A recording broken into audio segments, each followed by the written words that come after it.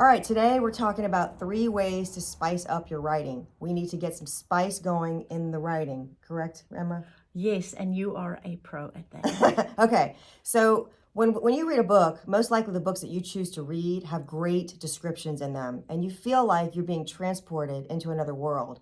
And that's why people love books, because they help them escape and go somewhere else, take a trip through their imagination. So we're going to talk about 3 ways to spice up your writing. The number 1 is that very thing, descriptive language. Emma, tell me a little bit about how this would work out. Let's say that you're describing, let's say you're downtown in a cafe. How would you talk about that? This is kind of hilarious because we've had the experience when I would speak about it in one way and you'd say, well, can I say it this way? And it is like totally different ways. And I got to do this right now. Your books have got 2 distinctly different ways of being descriptive. Because if I look at The Secret Wife of a Doctor's Life. It's actually The Secret Life, not The Secret Wife.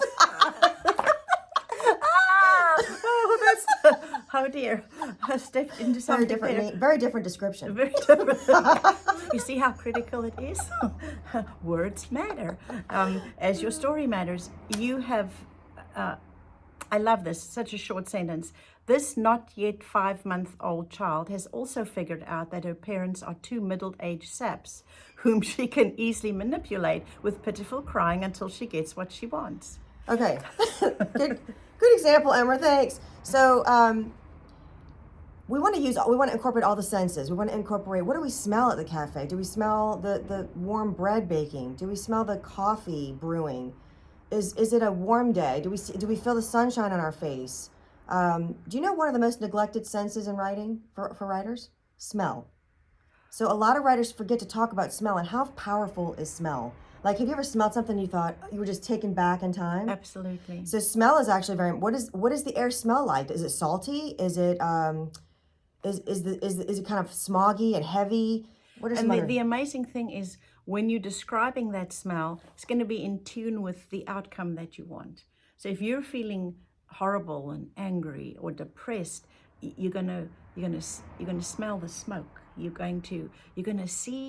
Every sense is going to perceive it differently than when you jump out of bed and you've got this great news to tell, and that's a great point. So we do actually filter our emotions through this. We use our senses, to describe how we're feeling.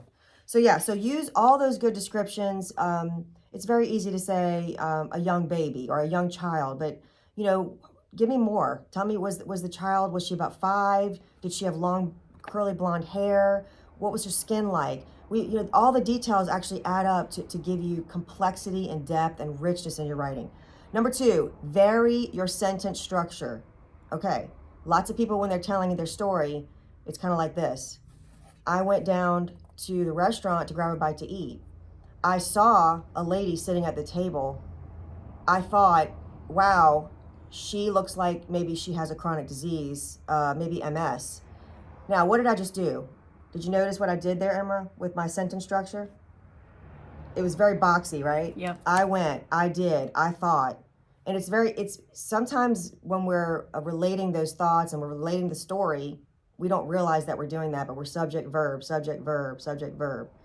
So I went to the restaurant to grab a bite to eat. Sitting across the table was a woman about 55 years. She was in a wheelchair.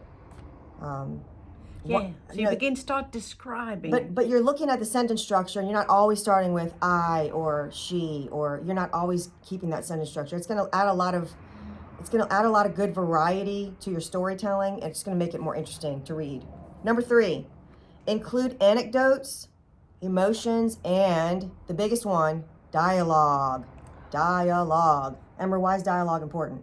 Well, it's kind of, you hear differently. Brings you right into it, right? Yes. So dialogue helps you. Okay, if you're telling me about someone really, let's just say you have this uncle and you can't stand him. He's critical, he's judgmental, he's just mean, okay? Instead of you saying, I had Uncle Joe was so mean, Uncle Joe was so critical. You could say that, but instead, I want to see Uncle Joe, and I want to see him being his bad self, okay? And you can do that by showing me an interaction between Uncle Joe and Aunt Millie. I don't know where that came from, but let's see Uncle Joe being like he is to Aunt Millie, and I'm going to be able to make that. I'm going to be able to make that. I'm going to make that connection. Uncle Joe's a bad man. He's not somebody that I like. So show me Uncle Joe in action.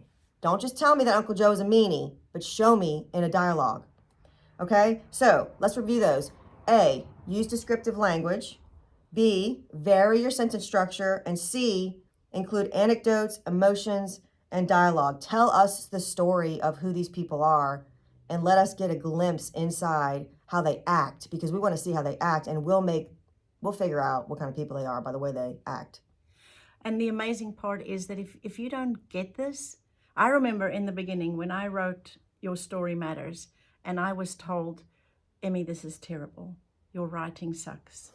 And I'm like, she said, you need to rewrite this. She didn't mince words, did she? Nope. Good friend, good editor, good publisher. And I remember going, she said, you need to rewrite this. And I'm like, that's all I got. And you probably thought it was great. It was perfect. I gave it everything I got. It was a terrible experience, but I did the hard work. And I said to her, can you just rewrite it for me? And she said, no. And it's okay for someone to rewrite. We ghostwrite for those that say, I do not have the time. This is all I've got, but I want a book.